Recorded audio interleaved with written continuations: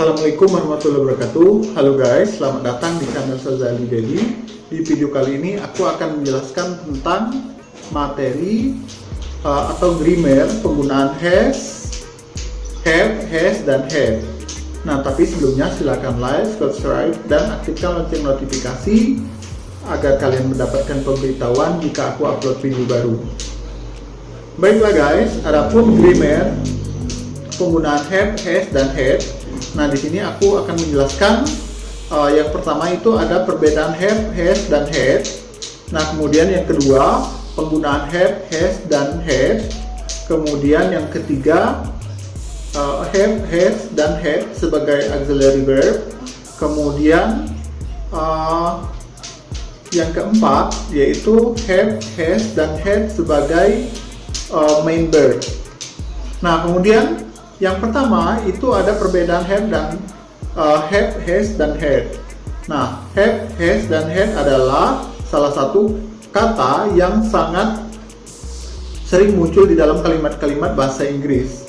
Sebenarnya have, has, dan had adalah satu keluarga, yaitu has dan had adalah turunan dari have.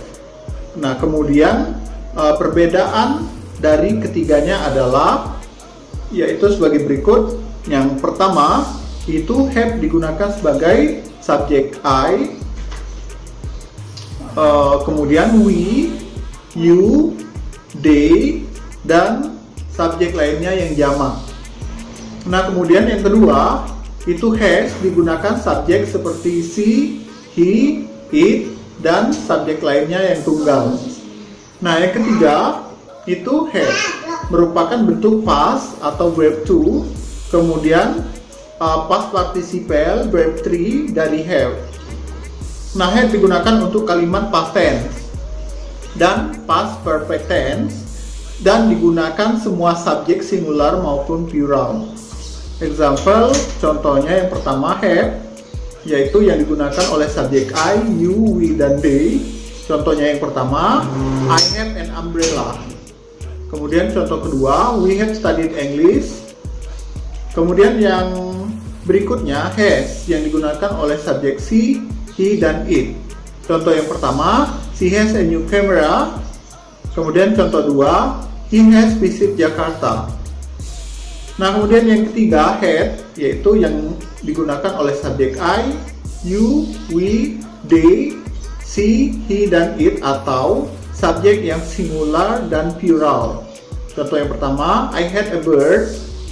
Kemudian contoh yang kedua, she had slept. Nah, kemudian yang bagian yang B yaitu penggunaan have, has, dan had.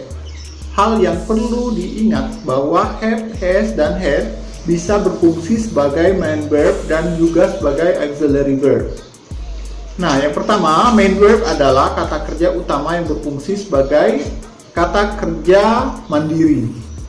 Kemudian yang kedua, auxiliary verb adalah kata kerja bantu yang memodifikasi makna kata kerja yang diikuti sebagai auxiliary verb. Have, has, dan had selalu berpasangan dengan kata kerja lain. Nah, contohnya yang pertama, I have an umbrella. Saya mempunyai sebuah payung. Have pada kalimat ini berfungsi sebagai main verb, yang artinya itu mempunyai, karena tidak ada kata kerja lain selain have. Kemudian yang kedua, we have studied English. Kami telah belajar bahasa Inggris.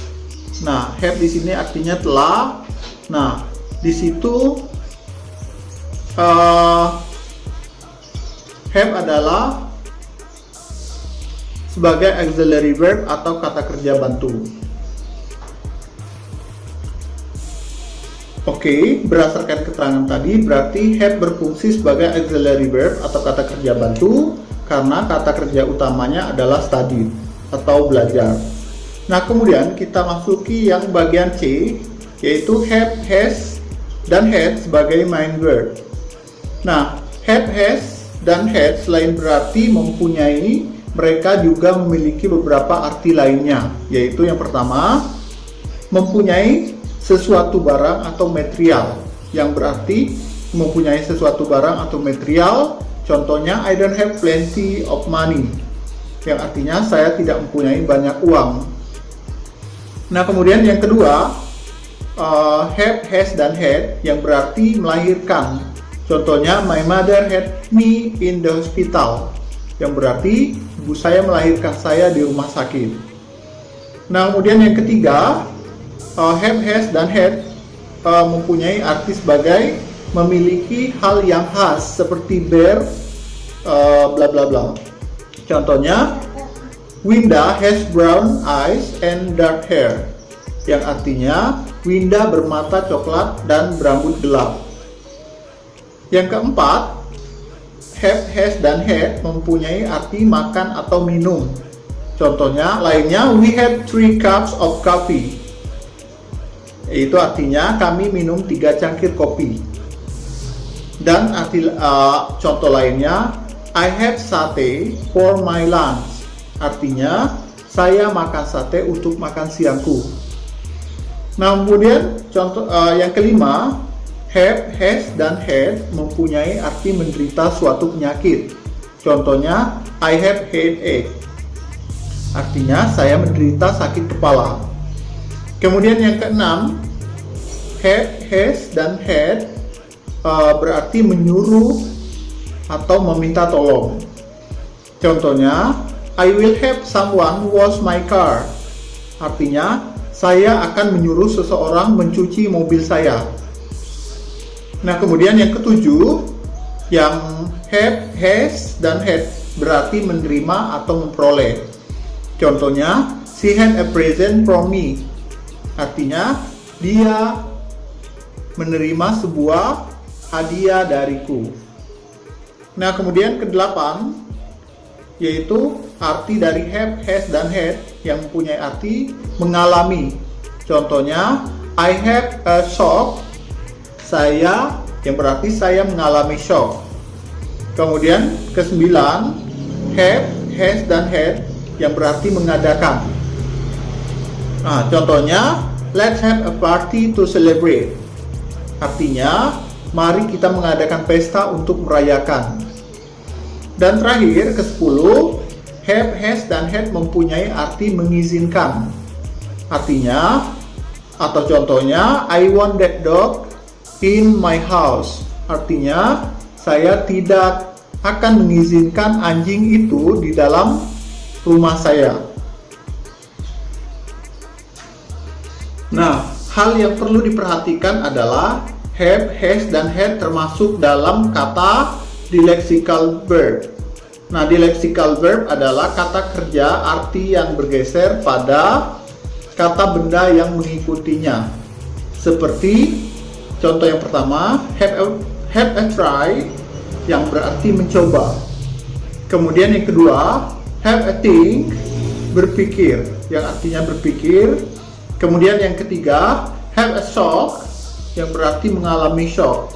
Kemudian yang keempat, have a breakfast, artinya sarapan. Kemudian have a bath, yang berarti mandi. Kemudian berikutnya had a rest, artinya beristirahat. Nah, kemudian catatan yang penting lainnya adalah jika have, had, dan has digunakan di dalam kalimat negatif, maka kita menggunakan have bukan has untuk semua subjek baik singular maupun plural. Seperti contoh yang pertama, she does not have a book, bukan she does not has a book.